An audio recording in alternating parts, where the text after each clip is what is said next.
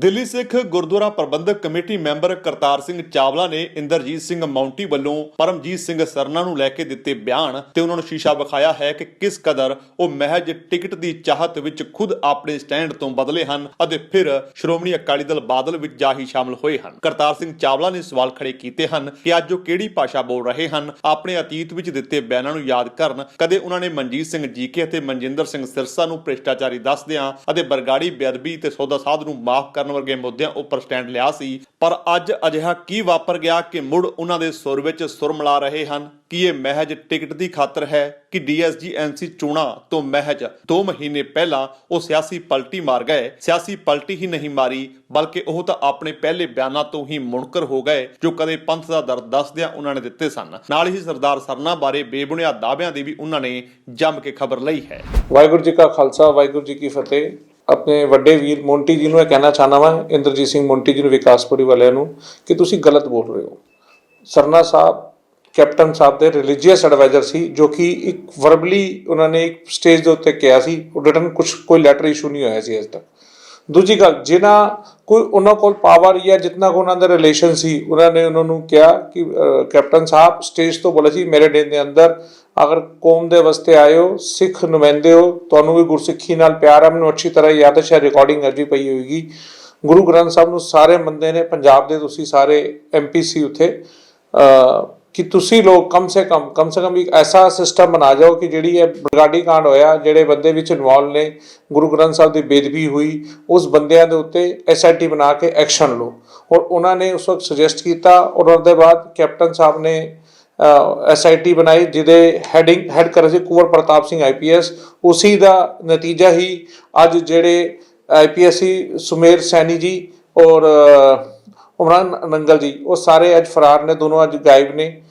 उसी का नतीजा हैगा वे। पहली गल। दूजी गल, उन्होंने तो SIT वैसे रिकमेंड किया, बोलिया उन्होंने जबानी बोलिया, ये जो भी रिलेशन से बोलिया। मैं इन्हों को पूछना चाहना वा, मोंटी जी तुसी ते बड़ी स्टेज उछल के आई सी कि जी मैं बादल दल छोड़ दिता, कि उत्थे उन्होंने राम रहीम नूं माफ़ी देती, जब जीके और सिरसा तुसी उस पार्टी के अंदर सी, सब नूं लैके बाय एयर बाय सब नूं लैके गए सी, दिल्ली कमेटी के खर्चे के सारे मैंबर नूं थैंक्स करन गए सी अकाल तख्त साहब जथेदार साहब का।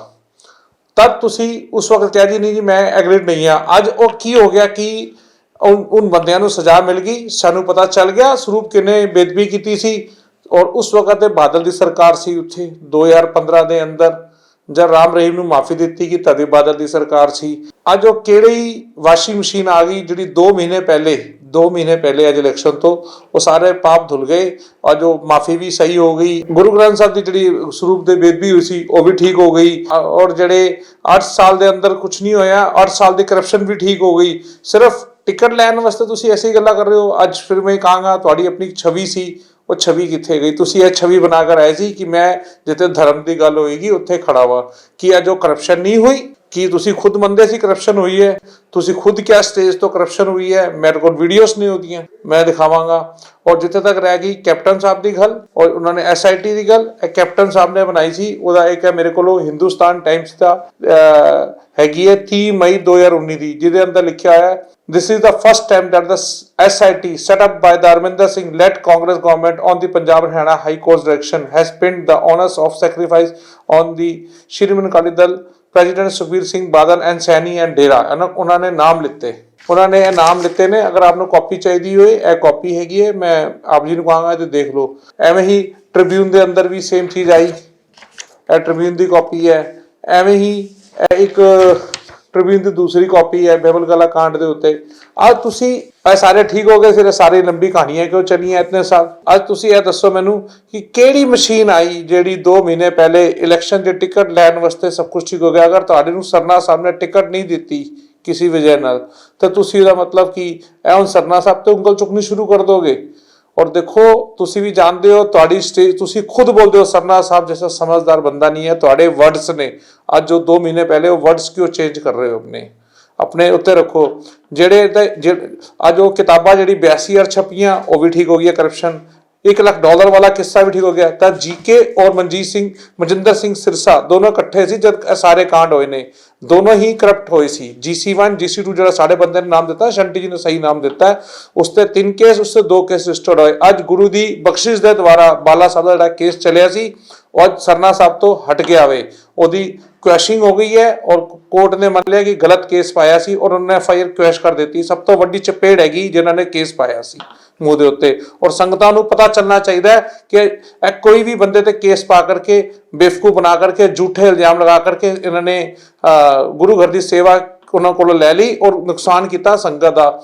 ਜਿੱਥੇ ਤੁਸੀਂ ਪਿੱਛੇ ਤਾਰੀਫ ਕਰ ਰਹੇ ਸੀ ਕਿ ਜੀ ਡਾਇਲਿਸਿਸ ਸੈਂਟਰ, ਅਰਸਾਦ ਡਾਇਲਿਸਿਸ ਸੈਂਟਰ ਤੇ ਗਲੀ ਗਲੀ ਖੁੱਲ ਚੁੱਕੇ ਨੇ। ਤੁਹਾਡੇ ਹੀ ਮੈਂਬਰ ਹਰਮਨਜੀਤ ਸਿੰਘ ਜੀ ਤੁਹਾਡੇ ਨਾਲ ਸੀ, ਉਹਨਾਂ ਦਾ ਸਾਡੇ ਜਿਹੜੇ ਕੈਂਡੀਡੇਟ ਨੇ ਬਲਜੀਤ ਸਿੰਘ ਮਰਵਾ ਜੀ ਪ੍ਰੀਤਮਪੁਰਾ ਤੋਂ, ਸੈਨਿਕ ਵਿਹਾਰ ਤੋਂ, और भी बड़ी थावां ते ने, कोई दी कॉस्टिंग नहीं। और जो उन्होंने तो नवी मशीनां लगाईयां दोनों जगह के उत्ते, तुहाडे प्रधान ने की किया, पुरानी मशीनां चुक के दी ऐड की 100 दी निकली 30, यानी कि झूठ बोलते भी गुरु ग्रंथ साहब दी खड़े होकर के भी समझ नहीं आती कितना झूठ बोलते हैं, हर चीज झूठ। मतलब कुछ तो सच बोलो, फिर कहते हैं क्रिटिसाइज करने, this is not a criticize, this is सच। हेल्दी क्रिटिसिज्म और सच दे अंदर बड़ा फर्क है। सच ਅਸੀਂ ਕਹਿੰਦੇ ਆ ਤੁਸੀਂ ਸੱਚ ਬੋਲੋ, ਜਿੱਥੇ ਅੱਛਾ ਕੰਮ ਹੋਏਗਾ ਅਸੀਂ ਖੁਦ ਤੁਹਾਡੀ ਤਾਰੀਫ ਕਰਾਂਗੇ, ਨਹੀਂ ਅੱਛਾ ਕੰਮ ਹੋਇਆ, ਇਹ ਸਹੀ ਕੰਮ ਕੀਤਾ ਤੁਸੀਂ। ਪਰ ਤੁਸੀਂ ਅਗਰ ਤੁਹਾਡੇ ਵਾਸਤੇ ਇੱਕ ਬੜਾ ਵਧੀਆ ਵਰਡ ਹੈਗਾ ਮੇਰੇ ਕੋਲੋਂ, ਮੈਂ ਉਸ ਦਿਨ ਸੁਣਿਆ ਸਨੋਲੀ ਗੋਸਟਰ, ਇਹ US ਦੇ ਅੰਦਰ ਪਹਿਲੀ ਵਾਰ ਯੂਜ਼ ਹੋਇਆ ਸੀ 1981 ਦੇ ਅੰਦਰ। ਉਹਦਾ ਮਤਲਬ ਹੁੰਦਾ ਹੈ ਪੋਲੀਟੀਕਲ ਅਪੋਰਚੁਨਿਸਟ। ਇਹਦਾ ਐਕਚੁਅਲ ਵਰਡ ਤੁਸੀਂ ਦੇਖੋ, ਅਪੋਰਚੁਨਿਟੀ ਤੁਹਾਨੂੰ ਜਿੱਥੇ ਮਿਲਦੀ ਤੁਸੀਂ ਉਧਰ ਚਲੇ ਜਾਂਦੇ ਹੋ। ਤੁਹਾਨੂੰ ਸਰਨਾ ਸਾਹਿਬ ਕੋਲ ਪਹਿਲੇ ਅਪੋਰਚੁਨਿਟੀ ਮਿਲੀ, ਸਰਨਾ ਸਾਹਿਬ ਕੋਲ ਆ ਗਏ, ਦੁਬਾਰਾ ਤੁਸੀਂ ਬਾਹਰ ਨਿਕਲ ਗਏ, ਤੁਸੀਂ GK ਕੋਲ, ਫਿਰ ਪੰਥਕ ਸੇਵਾ ਦਲ ਚਲੇ ਗਏ, ਫਿਰ ਤੁਹਾਨੂੰ ਅੱਜ ਉੱਥੇ ਸਰਨਾ ਸਾਹਿਬ ਨੇ ਦੁਬਾਰਾ ਟਿਕਟ ਨਹੀਂ ਦਿੱਤੀ ਔਰ ਤੁਸੀਂ ਅੱਜ ਉਧਰ ਜੁਆਇਨ ਕਰ ਲਈ। ਅੱਜ ਤੁਹਾਨੂੰ ਚਾਹੀਦਾ ਵੇ ਕਿ ਆਪਣੀ ਗੱਲ ਦੇ ਉੱਤੇ ਥੋੜਾ ਜਿਹਾ ਸੋਚਣਾ ਕਿ ਮੈਂ ਕੀ ਕਰ ਰਿਹਾ, ਕਿੱਥੇ ਖੜਾ ਵਾ, ਕੀ ਗੱਲ ਕਹਿ ਰਿਹਾ। ਤੁਸੀਂ ਗੁਰੂ ਦੀ ਮੰਨਣ ਵਾਲੇ ਬੰਦੇ ਹੋ, ਮੈਨੂੰ ਪਤਾ ਵੇ, ਅੰਮ੍ਰਿਤਧਾਰੀ ਸਿੱਖ ਹੋ, ਪਰ ਤੁਸੀਂ ਆਪਣੇ ਆਪ ਸੱਚ ਬੋਲੋ। ਮੈਂ ਆਪ ਜੀ ਨੂੰ ਇੱਕ ਵਰਡ ਦੇਣਾ ਚਾਹਨਾ ਵਾਂ ਆਪ ਜੀ ਦੇ ਲਈ। ਸਨੋਲੀ ਗੋਸਟਰ ਇੱਕ ਵਰਡ ਹੈਗਾ ਜਿਹੜਾ ਕਿ 1881 ਦੇ ਅੰਦਰ US ਦੇ ਅੰਦਰ ਇੱਕ ਪੋਲੀਟੀਸ਼ੀਅਨ ਨੂੰ ਸੰਬੋਧਿਤ ਕਰਨ ਵਾਸਤੇ ਬੋਲਿਆ ਗਿਆ ਸੀ, ਜਿਹਦਾ ਮਤਲਬ ਹੁੰਦਾ ਹੈ ਅਨਐਥੀਕਲ ਪੋਲੀਟੀਸ਼ੀਅਨ, ਅਨਐਥੀਕਲ ਪੋਲਿਟਿਕਸ ਵਾਸਤੇ। ਅਤੇ ਇਹਦਾ ਇੱਕ ਅਪੋਰਚੁਨਿਸਟ ਜਿਵੇਂ ਹੁੰਦਾ ਨਾ ਕਿ ਵੀ ਮੈਂ ਸੀਟ ਲੈਣੀ ਹੈ ਤੇ ਗੱਲਾਂ ਕਰਾਂਗਾ, ਉਹ ਤੁਹਾਡੇ ਵਾਸਤੇ ਫਿੱਟ ਬੈਠਦਾ ਹੈ। ਕਿਉਂਕਿ ਅੱਜ ਜਿਹੜਾ ਵੀ ਬੰਦਾ ਆਪਣੀ ਗੱਲਾਂ ਤੇ ਟਿਕਦਾ ਨਹੀਂ ਹੈ, ਅਪੋਰਚੁਨਿਸਟ ਹੈਗਾ ਵੇ, ਉਹ ਕੀ ਸੰਗਤ ਦਾ ਸਾਥ ਦੇਗਾ ਔਰ ਕੀ ਉਹ ਪੰਥ ਦਾ ਸਾਥ ਦੇਗਾ। ਆਪਣੀ ਇੱਕ ਗੱਲ ਤੇ ਖੜੇ ਤੇ ਰਹੋ ਕਿ ਮੈਂ ਆਪਣੀ ਪਰਸਨਲੀ ਤੁਹਾਨੂੰ ਸਮਝਦਾ ਸੀ, ਤੁਸੀਂ ਐਸੇ ਬੰਦੇ ਸੀ ਜਿਨ੍ਹਾਂ ਨੇ ਸੀਟ ਛੱਡੀ ਸੀ ਮੈਂਬਰ ਹੁੰਦੇ ਹੋਏ, ਮੈਂ ਅੱਛਾ ਸਮਝਦਾ ਸੀ, ਪਰ ਮੇਰੀ ਨਜ਼ਰ 'ਚ ਤੁਹਾਡਾ ਕੰਮ ਘਟ ਗਿਆ। ਵਾਹਿਗੁਰੂ ਜੀ ਕਾ ਖਾਲਸਾ, ਵਾਹਿਗੁਰੂ ਜੀ ਕੀ ਫਤਿਹ। ਤਾਂ ਗਲੋਬ ਐਡਵਾਈਸ ਓਵਰਸੀਜ਼ ਐਜੂਕੇਸ਼ਨ ਤੇ ਇਮੀਗ੍ਰੇਸ਼ਨ ਕੰਪਨੀ ਹੈਗੀ ਹੈ। ਸਾਨੂੰ 35 ਸਾਲ ਦਾ ਐਕਸਪੀਰੀਅੰਸ ਹੈ। ਅਸੀਂ ਬੱਚਿਆਂ ਨੂੰ ਉਹਨਾਂ ਦੇ ਪ੍ਰੋਗਰਾਮ ਸਿਲੈਕਸ਼ਨ ਤੇ ਸਕਾਲਰਸ਼ਿਪਸ ਵਿੱਚ ਹੈਲਪ ਕਰਨੇ ਆ। ਅਸੀਂ ਬੱਚਿਆਂ ਨੂੰ ਅਪ ਟੂ 50 ਲੱਖ ਤੱਕ ਸਕਾਲਰਸ਼ਿਪਸ ਲੈ ਕੇ ਦਿੱਤੀਆਂ ਹੋਈਆਂ ਨੇ। ਅਸੀਂ ਤੇ ਬੱਚਿਆਂ ਦੇ ਵੀਜ਼ਾ, LORs, SOP 'ਚ ਹੈਲਪ ਕਰਨੇ ਆ ਤੇ ਪੋਸਟ ਲੈਂਡਿੰਗ ਸਰਵਿਸਿਜ਼ ਵਿੱਚ 에ਅਰਪੋਰਟ ਪਿਕਅਪ ਤੇ ਉਹਨਾਂ ਦੀ ਟੈਂਪਰੇਰੀ ਅਕਮੋਡੇਸ਼ਨ ਦਾ ਇੰਤਜ਼ਾਮ ਵੀ ਕਰਨੇ ਹਾਂ। ਜੇਕਰ ਤੁਹਾਨੂੰ ਸਾਡਾ ਇਹ ਉਪਰਾਲਾ ਚੰਗਾ ਲੱਗਾ ਹੈ ਤਾਂ ਇਸ ਨੂੰ ਲਾਈਕ ਕਰੋ, ਸ਼ੇਅਰ ਕਰੋ ਅਤੇ ਸਾਡੇ YouTube ਚੈਨਲ ਨੂੰ ਸਬਸਕ੍ਰਾਈਬ ਕਰੋ।